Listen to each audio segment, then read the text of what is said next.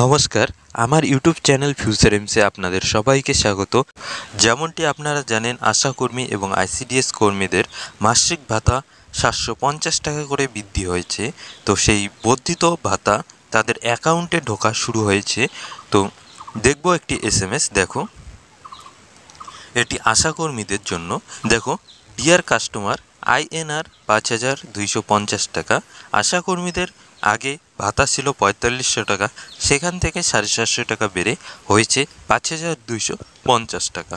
তো সেই দেখো বর্ধিত ভাতা, ক্রেডিট ইয়োর অ্যাকাউন্ট নং দেখো রয়েছে অন 1 মে 2024।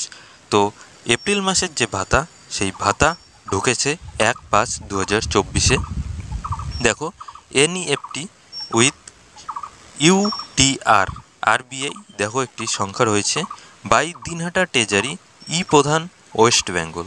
কোচবিহার জেলার যে দিনহাটা সাব ডিভিশন রয়েছে, সেই সাব ডিভিশনের আন্ডারে যে সমস্ত আশাকর্মীরা রয়েছে তাদের বর্ধিত ভাতা অ্যাকাউন্টে ঢুকে গেছে।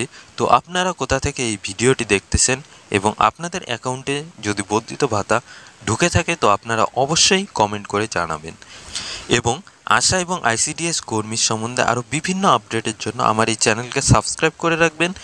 আর যদি ফেসবুক থেকে এই ভিডিওটি দেখেন তো অবশ্যই ফেসবুক পেজকে লাইক করে দেবেন। Thank you.